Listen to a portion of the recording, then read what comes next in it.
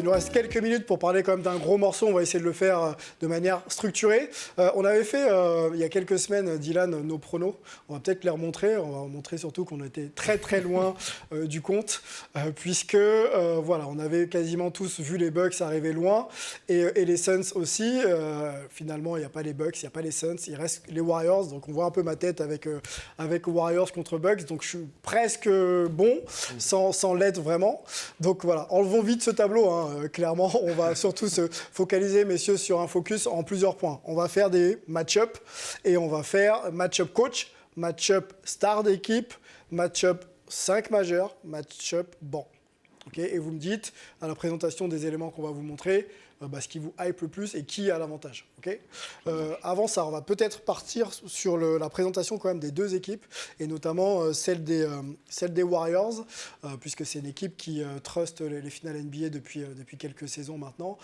6 fois championne dans son histoire, mais 3 fois récemment, 2015, 2017 et 2018. Et il y a 5 finales de suite quand même pour les Warriors. Donc on voit le tableau s'afficher. Donc ça fait quand même une belle présence en finale NBA. Et puis on a d'un côté une autre franchise historique qui est celle des Celtics, qui a gagné pas loin de 17 titres NBA. Donc c'est la franchise la plus titrée de l'histoire. Je crois qu'elle est à égalité avec les Lakers. Voilà, donc on présente un petit peu bien sûr le panorama. Donc voilà, les Lakers et les Celtics avec 17 titres, les Bulls de Jordan et les Warriors 6 titres, et puis bien sûr Greg Popovich 5 titres, dont 4 pour Tony Parker. Donc voilà un peu de quoi on parle quand on parle des équipes qui vont s'affronter dans quelques jours en finale. Allons tout de suite peut-être sur notre premier focus, le coach. Ah ouais. On va parler de coach avec un coach, justement. On peut voir le tableau. Ime Udoka, donc première expérience de coach à la tête des Celtics, première finale NBA, quand même, il faut le noter. Et Steve Kerr, donc lui, on n'est pas à sa première, ce sera sa 6e finale avec les Warriors. Donc voilà, 8 ans d'expérience, 6 finales, 3 titres pour l'un. Une année d'expérience pour Ime Udoka et un titre acquis en tant qu'adjoint de Greg Popovich en 2014. Question courte, réponse courte pour vous tous. On commence par Raphaël. Avantage Steve Kerr. Avantage Steve Kerr. Ouais, forcément, l'expérience. Il a déjà été dans les grands rendez-vous avec cette équipe-là en plus. Okay. Vraiment, il a du vécu. Alors qu'Udoka, aujourd'hui, il est en train d'apprendre. Il risque d'apprendre sur le tas. Et c'est ces petits détails qui peuvent faire la différence. Et école Popovich pour les deux. Oui, école Popovich, ça c'est clair. Et deux coachs quand même qui ont montré leur valeur. Parce que quand on se rappelle le début de saison des Celtics, alors on voit qu'il y a eu du travail de fait et une évolution. Dylan, avantage. Avantage Steve Kerr, l'expérience. Okay. Il connaît cette équipe. Après, l'autre coach, il vient d'arriver, donc forcément, il va faire des petites erreurs que Steve Kerr ne va pas forcément faire avec l'expérience qu'il a. Il a déjà fait 6 finales, donc je pense qu'il a quand même pas mal d'avance. Ouais. Melvin, clairement, Steve Kerr, avantage sur Ime Udoka? Non, pas clairement. Il y a un léger avantage, mais je pense qu'il ne faut pas oublier qu'on parle beaucoup de l'inexpérience d'Udoka, mais depuis 2015, on a quand même... Je crois que 5 ou 6 coachs rookies qui sont arrivés en finale et 3 qui ont gagné la finale. Steve Kerr était l'un d'eux en 2015, Tyrone en 2016, Nick Nurse en 2019.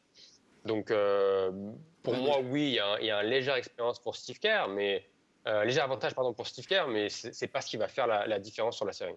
Ah, mais la petite différence là aussi de contexte, c'est que c'est une équipe aussi avec des jeunes joueurs inexpérimentés. Alors que quand on a un LeBron James dans son équipe, un Kawhi Leonard, c'est vrai que ça compense un peu ce manque d'expérience. Mais après, c'est vrai que je te rejoins, il n'y a pas non plus un monde d'écart entre les deux. Alors le bilan, pour situer un peu les performances des deux coachs, on peut y aller. La bataille tactique, donc en saison, c'est 51-31 pour Ime Udoka et 53-29 pour Steve Kerr. Et en playoff, c'est 12-6 pour Ime Udoka et 12-4 pour Steve Kerr. Donc c'est assez proche. On se donne tous à peu près l'avantage au niveau de Steve Kerr, on est bien d'accord. Courte tête ou réel avantage, c'est quand même Steve Kerr qui passe devant. On avance, messieurs, on va sur le duel des MVP. MVP de finale de conférence pour Steph Curry, le trophée Magic Johnson, le nouveau trophée nommé Magic Johnson. Et pareil, un trophée de MVP pour Jason Tatum, l'homme de Raphaël Desroses. Donc on ne vous fait pas de surprise quand on parle de ces deux joueurs. À mon avis, ça va tourner autour de leur performance. Qui a l'avantage, Raphaël? Si je commence, moi je dirais quand même... j'ai envie de dire Tatum. Pourquoi? Parce que Curry a quand même la pression des finales. C'est vrai qu'on leur met toujours dans la tête qu'il n'y a pas de titre de MVP des finales, donc ça peut être un petit truc. Mais au-delà de ça, moi je trouve qu'il y a un paramètre qu'on oublie souvent au basket, c'est la défense. Et moi là, j'ai un attaquant et un stopper, 2 en 1. Alors que quand on prend Steph Curry, même si aujourd'hui c'est un mec qui est impliqué en défense, c'est pas un boulet, mais c'est quand même quelqu'un qu'on va cibler sur la pick and roll, etc. Donc si on prend tout de la globalité et qu'on n'oublie pas la défense comme on le fait souvent, j'ai envie de pencher un peu vers mon rookie des finales. Dylan, malgré l'expérience, je rajoute un petit point, malgré l'inexpérience de Tatum a l'avantage sur Curry sur cette finale NBA? Ouais, pour moi, je dirais plus un peu Tatum. Ok. Et c'est, comme il a dit Raphaël, c'est des deux côtés du terrain. Il est capable d'étouffer son adversaire en défense et on va dire, lui écraser la tête en attaque.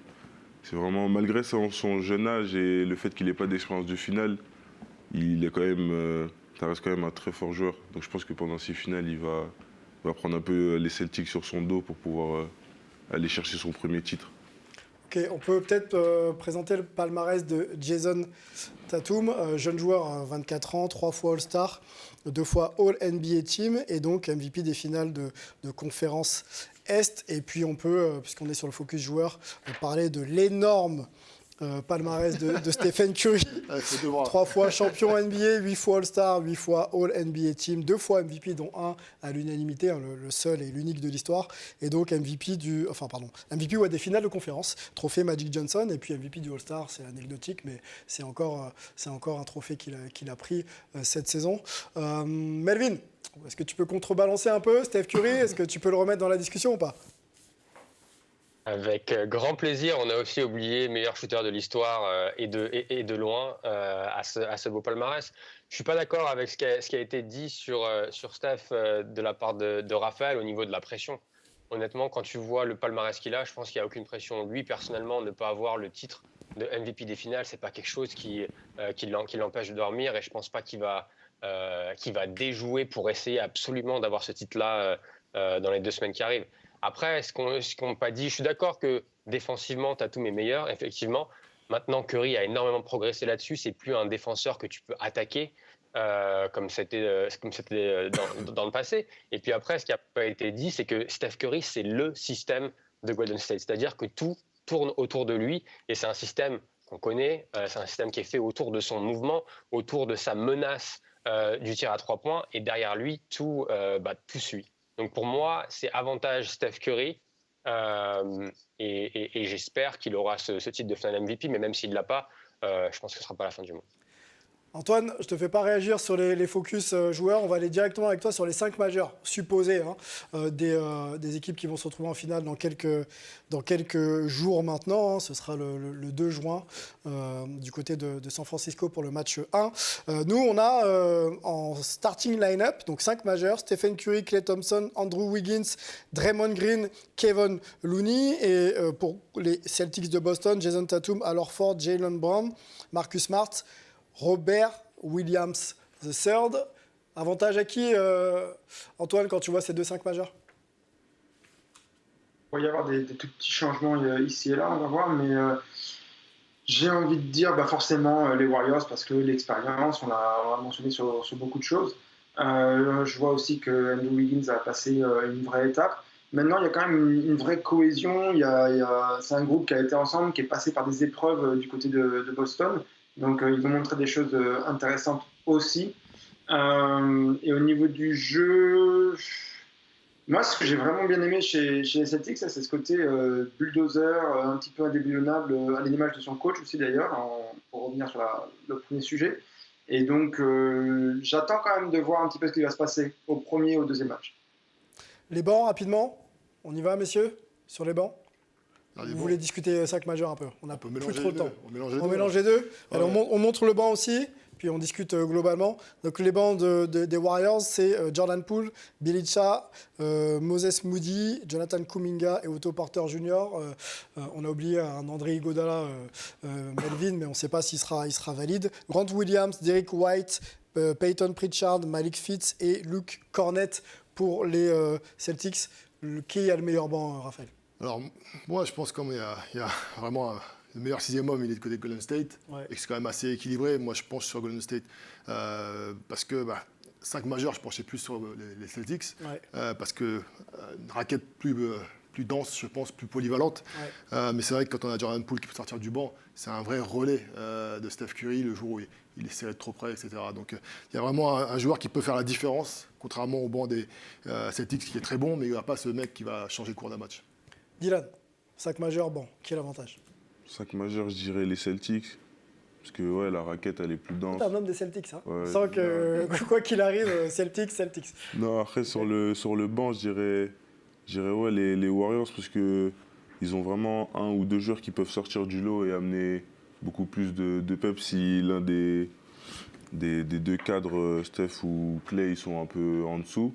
Et les Celtics, on va dire, leur banc, c'est plus collectif. Okay. C'est plus une équipe du collectif où ils vont faire tourner leur jeu et ils vont être forts plus collectivement qu'individuellement, comparé au banc des Warriors. Ok.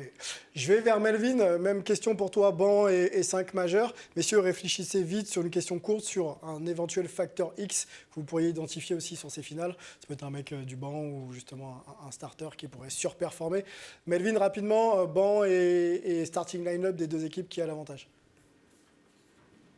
Ouais, sur le starting line-up, pour moi, c'est extrêmement serré. C'est deux équipes qui défendent. On parle beaucoup de la défense des Celtics, mais la défense des Warriors était la deuxième meilleure défense de la Ligue cette saison. Et en commençant Kevin Looney en poste 5, ils mettent vraiment l'action sur cette assise défensive.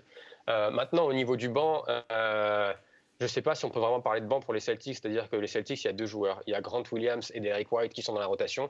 Il y aura peut-être Peyton Pritchard sur quelques minutes dans les premiers matchs, mais Boston joue à 7. Côté Warriors, il y a les 5 joueurs qu'on a mis sur le graphique.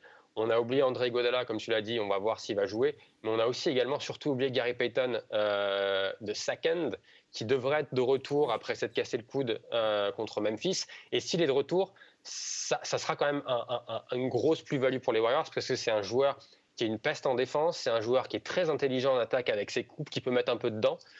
Donc le banc et la profondeur de banc va du côté de Golden State, et je pense que Steve Kerr a plus de cartes dans son jeu à jouer dans ces finales que Ime Udoka. Facteur X identifié, est-ce qu'on en a, messieurs?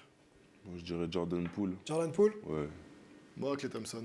Klay Thompson? Moi qui revient quand même bien, il a eu des coups de chaud comme on avait connu dans ses précédentes campagnes de playoffs. Et pour moi, ça peut être un vrai baromètre. Et surtout, quel canne il aura en défense. Parce qu'aujourd'hui, on voit qu'il retrouve du bras pour attaquer, mais est-ce qu'il va pouvoir stopper un Jalen Brown en face? On a des images de Klay Thompson qui est revenu tardivement, bien sûr, après 2 saisons non jouées pour des blessures graves. Il y a quand même des stats, 19,8, 4 rebonds, 2,4 passes et quasiment 56% au tir à 3 points. Je crois que c'est les stats de play-off. Klay Thompson, un bon choix. Tu confirmes rapidement, Melvin?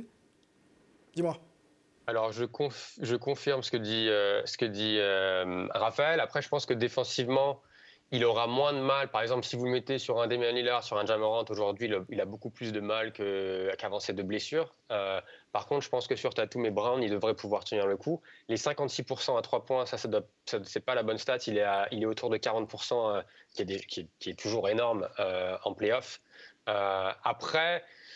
Factor X, oui. Moi, je verrais plus Andrew Wiggins en Factor X côté Warriors, parce qu'il fait, comme le disait Antoine, des playoffs magnifiques. Il va être le premier défenseur sur Jason Tatum.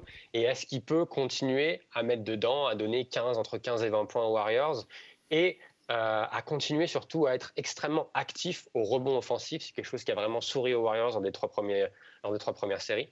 Et dernièrement, pour les Celtics, mon Factor X, c'est Derrick White, parce qu'il va être laissé seul par les Warriors. Donc, est-ce qu'il met dedans ou pas? Ça pourrait décider plusieurs matchs.